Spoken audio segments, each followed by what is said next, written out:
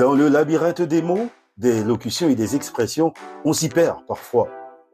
Mais chaque mot a son histoire, et chaque histoire, son fil conducteur.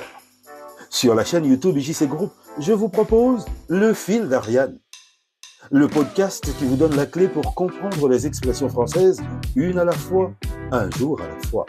Le Fil d'Ariane, votre rendez-vous quotidien sur IJC Group. Bonjour, bonsoir, suivant l'endroit d'où vous nous recevez dans le monde. Ici Israël Jackie Cantave pour Le Fil d'Ariane. Bienvenue dans ce nouveau numéro dédié aux mots, aux locutions et aux expressions.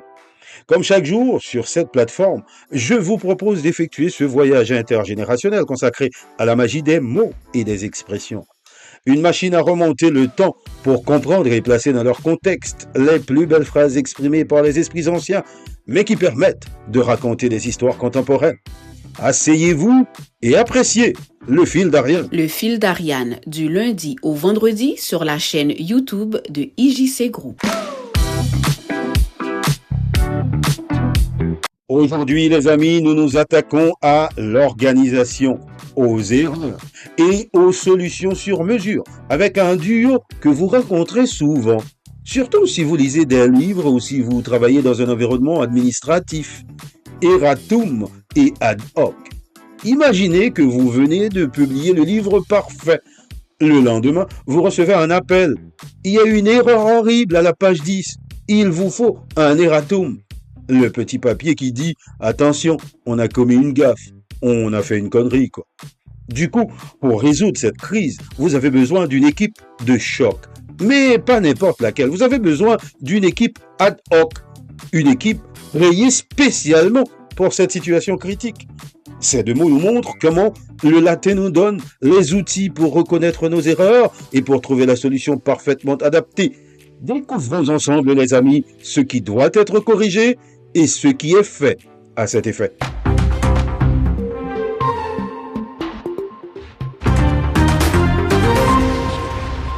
Erratum est la forme neutre du participe passé parfait du verbe errare qui signifie errer ou se tromper.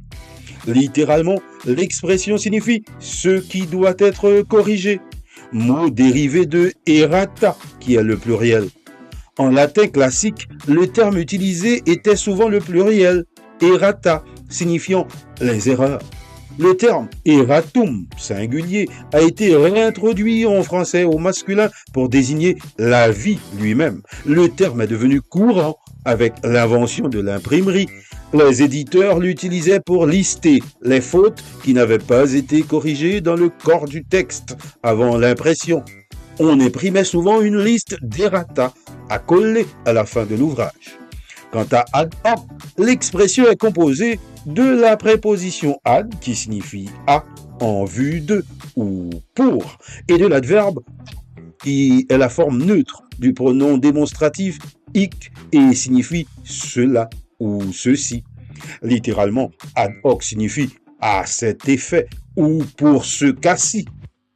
Le terme était utilisé dans le domaine juridique et administratif pour désigner une solution, une procédure ou un objet créé uniquement pour résoudre un problème précis. Ad hoc est une locution adjectivale invariable en français. Il est toujours placé après le nom qu'il qualifie. Il qualifie quelque chose de spécifique, quelque chose sur mesure, quelque chose approprié ou adapté à un but unique. Le Fil d'Ariane, votre rendez-vous quotidien. Aujourd'hui, dans le langage courant, erratum est devenu un nom masculin singulier qui désigne l'avis de correction, la note, insérée dans un document ou une publication pour signaler une erreur. Par exemple, on dira « Le journal a publié un erratum pour corriger l'orthographe du nom du ministre ». Ou encore, la note de service contenait un erratum sur la date limite de dépôt des dossiers. Dans le cas de ad hoc, les exemples sont multiples. Le gouvernement a formé un comité ad hoc pour gérer la crise, c'est-à-dire un comité temporaire, non permanent, créé uniquement pour cette tâche. Nous avons trouvé un mécanisme ad hoc pour contourner le problème technique, c'est-à-dire un moyen conçu spécialement pour ce problème-là. Enfin, on peut dire qu'en science, une hypothèse ad hoc est une hypothèse formulée uniquement pour éviter qu'une théorie ne soit falsifiée. Le fil d'Ariane, une expression un jour à la fois. Vous l'aurez compris, les amis, ces deux mots, l'un signifiant la faute et l'autre offrant la réponse, nous rappellent l'efficacité et la précision que le latin apporte à notre vocabulaire français. L'erratum, issu du verbe latin errare, se tromper, est l'aveu formel de notre erreur. C'est l'outil qui nous permet de corriger le tir, de lister ce qui doit être corrigé. Et l'expression ad hoc, signifiant à cet effet, nous donne les moyens d'agir. Elle qualifie la solution, le groupe ou la méthode qui est parfaitement adaptée et conçue pour répondre à ce besoin précis, que ce soit corriger une erreur, résoudre une crise, etc. Tiens, etc.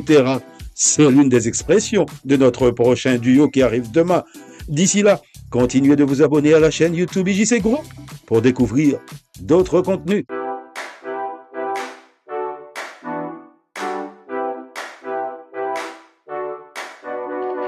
Dans le labyrinthe des mots, des locutions et des expressions, on s'y perd parfois.